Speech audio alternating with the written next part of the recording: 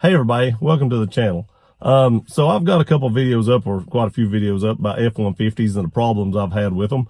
And a lot of people leave comments on there about how I'm a moron and all these other people are morons for thinking the F-150 is not that good a truck. Well, we had horrible experiences with those vehicles. If you would have bought an F-150 and had the same experience we had, you would probably feel like we had. You know, just because you've had a good experience with yours doesn't mean that everybody else had a good experience with theirs. Actually, I bought two of them. One of them was brand new and one of them only had like 8,000 or 9,000 miles on it. And I had horrible experiences with both of them. And there's no way that I can spend, $80,000, $90,000 for two trucks combined and then go back and buy another one.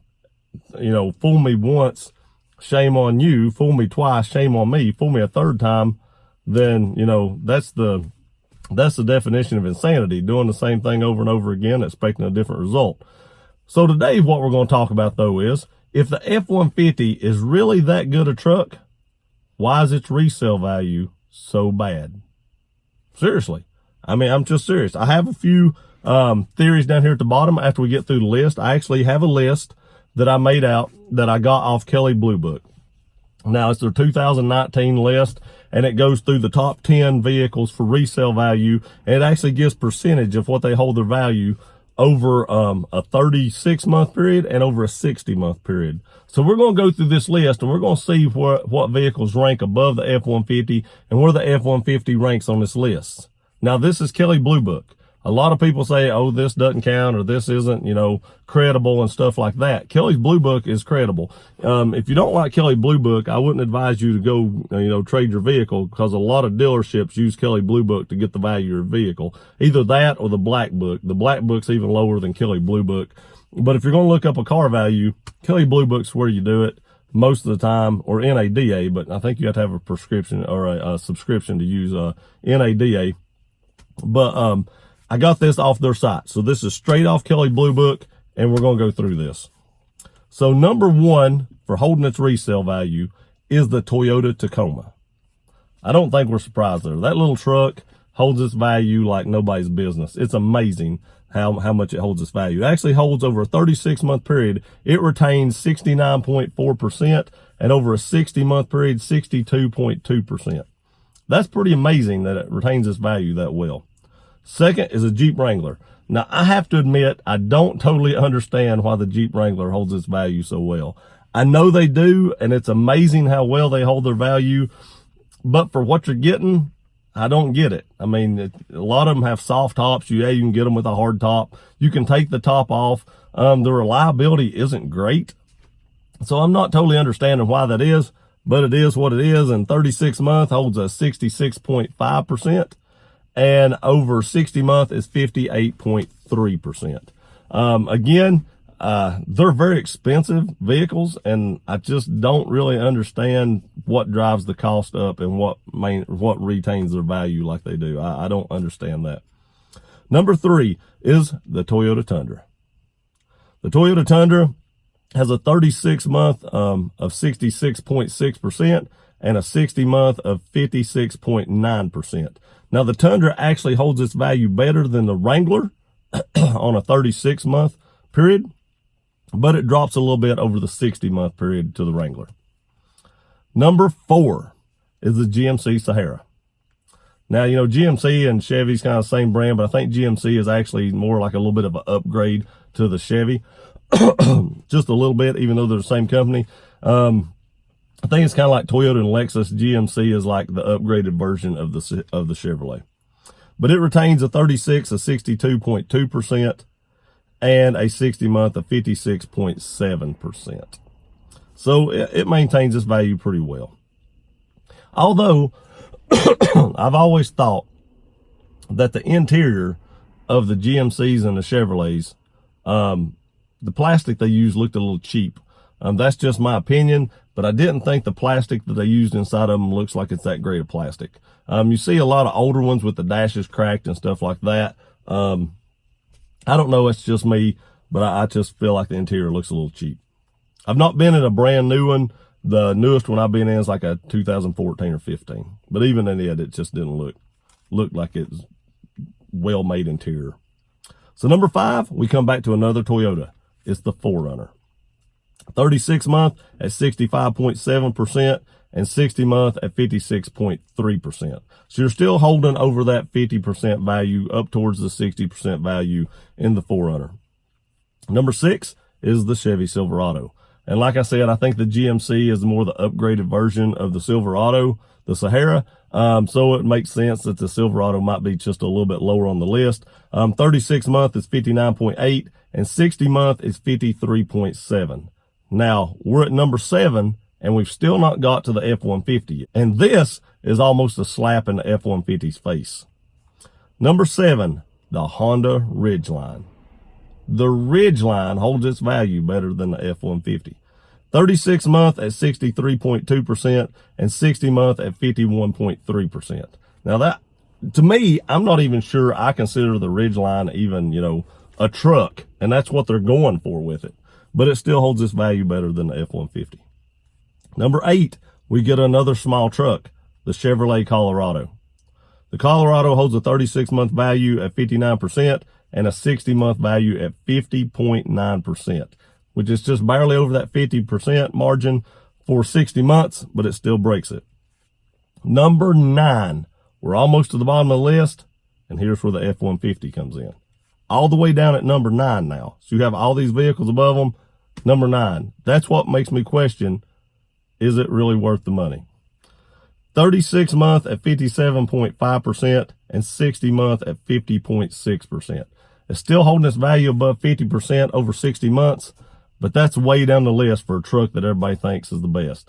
Yes, I agree. It is the most selling truck in America. I think a lot of that has to do with fleet vehicles, and we'll talk about that here in a minute. But it's way down the list. For what this truck is, the best-selling truck, and how much people praise this truck, you think it would be way up the list from where it's at. But we'll get into why, some of the reasons I think that may be here in a minute.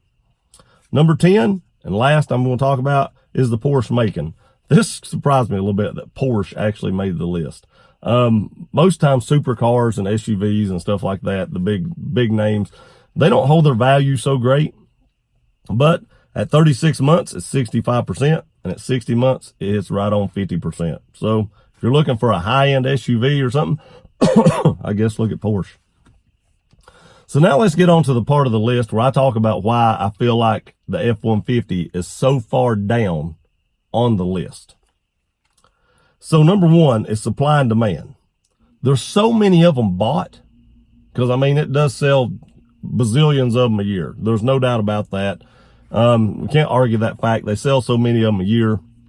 Maybe there's so many of them out there, they just flood the market with so many used trucks that there's just not, they just can't raise the price on them because you can go anywhere and get one. That does make sense to me. If I can go to any dealership in the world basically and pick up a used F-150, well, then it's not that hard to find one. They're not that rare. So you can't, charge a premium for something that everybody's got. That just makes sense. And I get that. So that is one possibility that it could be. Number 2, we talked about fleet vehicles a minute ago. Fleet vehicles. So you go out in your work truck, you get in it, and you take off. You're probably not going to treat that truck as good as you do your personal truck. Now, if you paid $60,000 for an F-150, you're going to baby that thing because that's a lot of money unless you're just a millionaire. That's a lot of money. And you don't want to beat that truck up. But if your company paid $60,000 for it, you're not out nothing.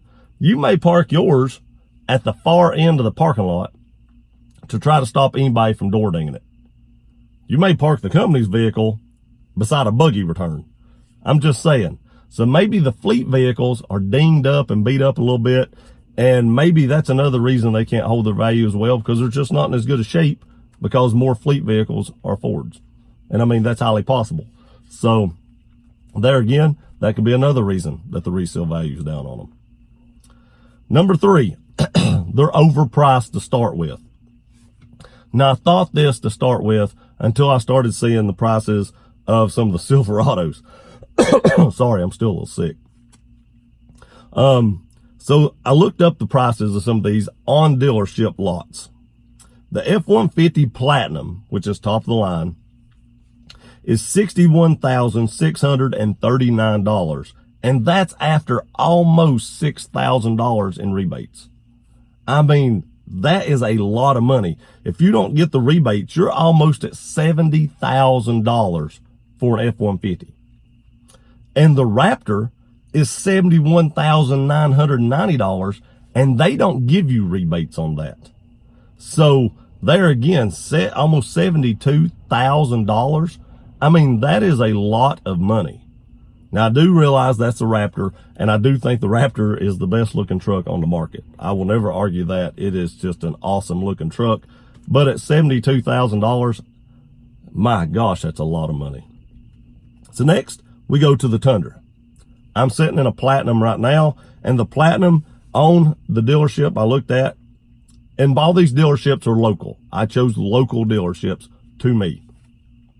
It was $52,675. So you're talking about almost $10,000 less for a Platinum Tundra to a Platinum F-150. Now everybody's going to be like, oh, you can tow this much more and you can tow all this. And maybe the box frame is that much more, and you do get like a surround sound, surround backup camera and stuff. But tech, I've always said in all my videos, tech kills reliability. I don't want a ton of tech in my truck because I think that's what makes them go in the shop so much. Now, I did look up the TRD Pro.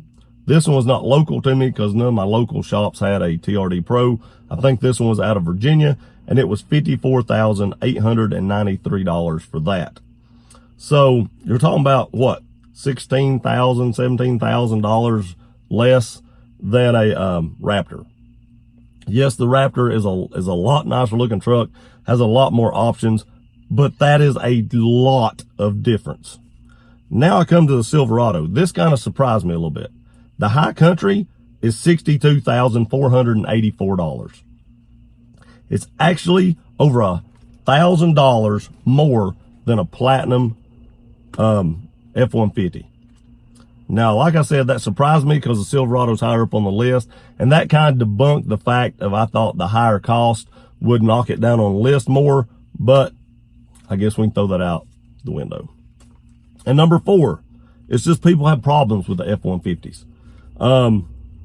I had a lot of problems with both of mine. I have videos up on that if you want to see it. I have plenty of videos out there that talk about the issues I had with both my F-150s, and maybe people just have problems with them. I get a lot of comments on those videos where people talk about having tons of issues with their F-150, and Ford just had a 1.48 million recall for transmissions. So maybe these people just actually have problems with them, and they flood the market because they're having issues, and they go to another brand, which is exactly what I did. And that kind of goes back to selling more and flooding the market because there's just more out there. You know, if you have problems and you're flooding the market, and it could very well be the fact that they make so many that the margin for error is higher because they make so many more, and that's why so many people have some issues with them. It's just because there's so many on the market, and that's highly likely and highly possible. But nonetheless, if somebody has a problem with it, they go trade it in for a different brand, and that puts a lot of them at other dealerships on the market. So that's another reason you could be seeing these at other dealerships. Like I said before, you can walk into any dealership in the world and find an F-150. Maybe people are doing that because they're having problems with their F-150 and they trade it in on another brand. So all brands and all lots have F-150s on them. That is just another theory I have on that. That's exactly what I did, which is why I came up with that theory. So I know this is going to be a controversial video. There's probably going to be a lot of awesome comments coming up here pretty soon, but it is what it is, and I want to discuss this. If the F-150 is truly as great a truck as all the people that leave those comments in my other videos are, why is it that it is so far down on the holding its value, on holding its resale value? Seriously, I'm being serious about this. Why do you think that is? If it's truly that great a truck, why is it so low? If you like this video, please like, share, and subscribe. We'll see you next time.